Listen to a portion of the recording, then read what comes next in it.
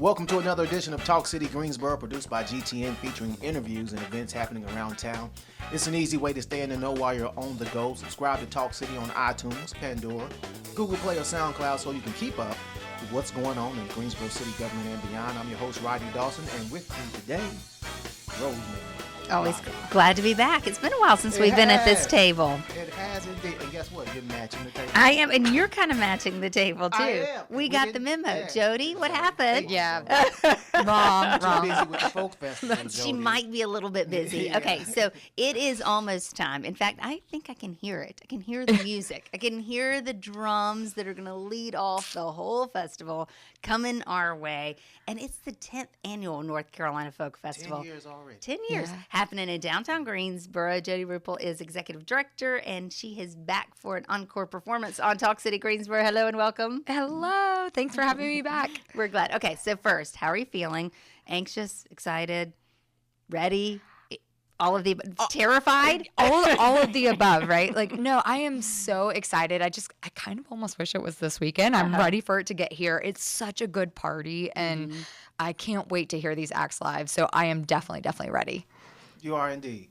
I've heard some rumors Yeah. about who might show up or who's going to be there.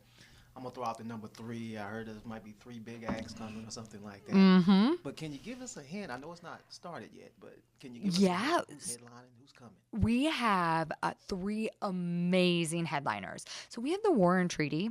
So this husband and wife duo, if you ever saw Sister Act 2, she was in Sister Act. Tanya was in Yes. Sister Act. Amazing My voice. favorite Sister Act, actually. Yeah, yeah. I'm going to go back and watch it this weekend. Yeah. then. Yeah, she's a little girl at the end that like busts out with the solo. Uh-huh.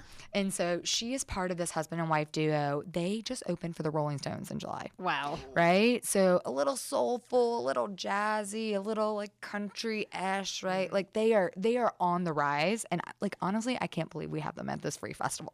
Like they are incredible. So they are our Friday night headliner. And then Saturday we have Los Only Boys, right? Grammy winning Los Only Boys in 2005. How far is heaven? You know, you don't want me to sing, right? Like did I mention I'm not the musical part of the folk festival? I'm definitely not. And then Saturday is Mipso, or excuse me, Sunday is Mipso. So they have 3 A huge following. Huge following. They toured the world. They formed when they were students at Carolina. 2 of which are from Greensboro. I think 1 is from High Point. So like just a big following, kind of that indie bluegrass Americana vibe. And so we are expecting large turnouts. It's going to be big. Okay, so who are some of the lesser known artists and bands that we should really pay attention to as well? Oh man. All right. So Holler Choir is one that I'm really loving if you're in bluegrass Americana. They are out of Asheville. We've got Abby Hamilton, who I feel like she's a little Taylor Swift, Sheryl Crow. Oh, okay. Mixed with a little country vibe. You had some young ears perking on that one. Yeah, the Taylor Swift mention. Olive Klug is amazing. They are an artist, and they just have this soulful voice, and they have some TikTok viral videos, right? So again, Say the name again. Olive Klug. Okay. Olive Yep. Klug. And John Mook is performing. He's a Ugandan African artist that kind of has a pop twist to it. Cool. And he's going to be at Austin City Limits a couple weeks after the folk festival. Like we've got like just a really great lineup. Gosh. And then if you go to our website, as of now, you can log on and you can pick which genres of music you like, and it will filter the artist for you. So like if you're really into rock, you'll see that. If you're really into jazz, Candace Ivory, who's this like soulful jazz blues singer who's coming from Memphis, will pop up, right? Like, and so you can really see all the artists that you want to see for the festival. We'll put it in the comments section, but one thing I'm trying to do is kind of float websites and different things as the program is playing on YouTube. So tell us the site again right quick. Yep, ncfolkfestival.com. Okay, thank you. ncfolkfestival.com, and you can filter the artists. Yes. Hey, that's great. That is new this year. And then you can save them, add to your calendar so you know where you're walking, where you're going, to all the stages. It's a really cool way to get through the festival. All right, sorry, Rosemary. We got 20 minutes, so I'm going to sneak in a question that's not actually on paper. Okay. I'm just curious, and then I'll ask my paper question. Yeah. How do you go about determining who's going to perform? How do you find them? Is it a committee that works, or Yeah, it is a committee. So we have a large programming committee from people across the triad. And so this is the folk festival. It's a music festival full of discovery. And so we look at all the genres that we want to get, everywhere from blues to jazz to gospel to rap. And then they put forth artists that are in those categories, and then there's a big ranking. I mean, it takes a while, right? We're ranking them, we're watching their YouTube videos, and then we're reaching out and hoping that they can come. And so then we work with their agents or their management or even the artists themselves, depending on the level that they're at, to get them here. And so I'm guessing you're kind of already doing this for next year, right? We've already reached out to a few artists for next year to hopefully go ahead and book our headliners. So Oh, that's a lot of fun. Okay, now I'm gonna ask my listed question. Okay. I come to festivals for food. Let's just put it out there.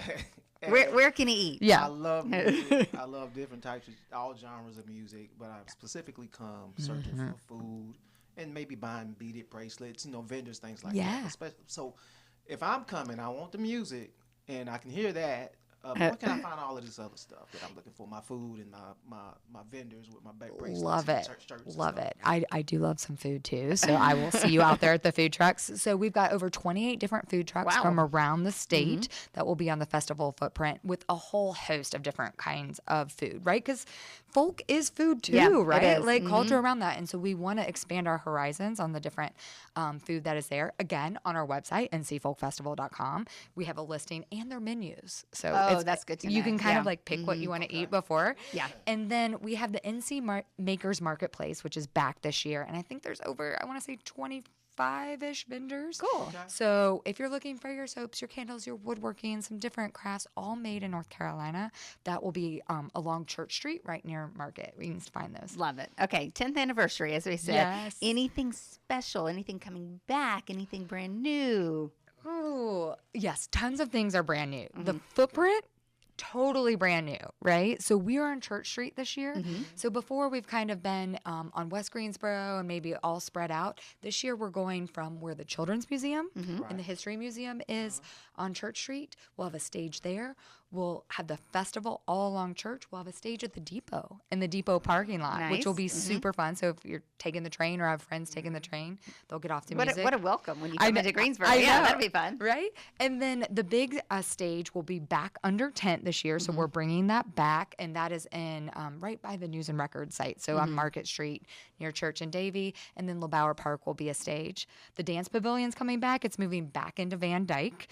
So it will be there. And then new this year, we have a pre and post party stage on Elm Street. Post party. I know, because there wasn't enough music, so we needed more. Yeah, right? More. You're giving an More is better. homecoming feel now. Pre and post party. Listen, that I would love to just only aspire to be as cool as A&T's homecoming. yeah. Like, they are amazing. So we are kicking it off at 4 p.m. on Friday, September 6th, with the Queen Bees.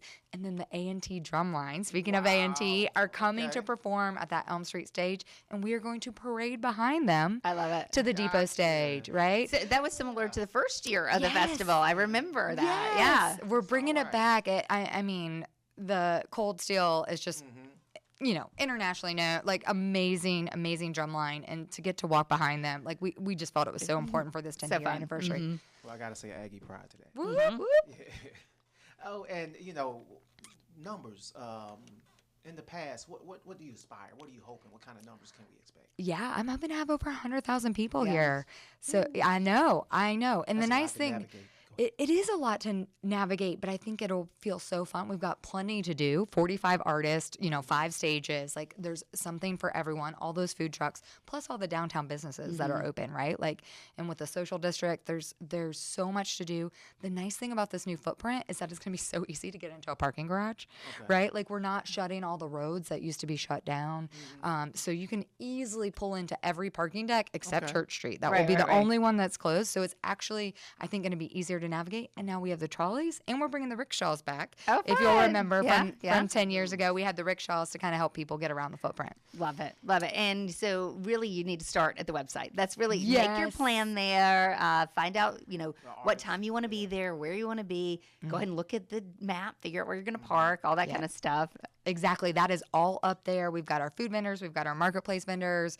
We've got the bars on the footprint. I feel like that's important, right? Don't forget that. Right? Whether it's alcohol or water or whatever you need. And all those profits do go back to the North Carolina Folk Festival, which is a nonprofit. So please come support us. And also our merch. Oh, did I tell you about the merch? No, tell us about the merch. Oh my gosh, you guys! Like, I'm gonna pull these headphones off. I'm using my hands so much. So we went with 3 different graphic designers of different backgrounds. So George Hodge, who's a graphic designer out of Raleigh, who is of Puerto Rican descent. Michelle, who is indigenous female, and then Augustus Rourke, who is a local designer here. So we have 3 very different vibes of shirts and hats and all the different merch that we're doing. So we're expanding our merch this year. Again, all the profits go back to the nonprofit. I think it'll be really fun when you see some of those designs. We're going to have them up on our website, and we're also going to post them on social media with like the history of those graphic designers. So we're really pumped about it. I'm glad you're intentional about the inclusivity of our state and bringing it here at the Folk Festival. Right? This is the North Carolina Folk Festival, and we're so lucky to host it here in Greensboro. And so we want to bring everyone around, 1, to see all that North Carolina has to offer, and 2, let's show off Greensboro. Yeah, let's do it. Love it. Okay, so full lineup. Start making your plans. Food, music, drinks, merch, tchotchkes. It's all there. ncfolkfestival.com. Jodee, thank you. Thanks for having me. You're ready. You are ready. We are ready. It's going to be a blast. I can't wait to see everybody. I can tell. I can't wait to find me. I wear bracelets all the time. Beaded bracelets. I'm going to find them about 3. There you go. There you go. I'll see you there. See you there. All right, and you too can be there as well, and join the Folk Festival upcoming, and keep joining Talk City Greensboro. You can stay tuned in weekly to us by subscribing to Talk City Greensboro on iTunes, Pandora, and Google Play. And don't forget, you can download Talk City on SoundCloud. That's it for this week. Thank you for tuning in. Be sure to watch GTN, your official source for news and information about the city of Greensboro. GTN is available on Spectrum Channel 13, AT&T Uverse Channel 99, and Lumos 31. Also streaming live on Roku and the city website at greensboro-nc.gov.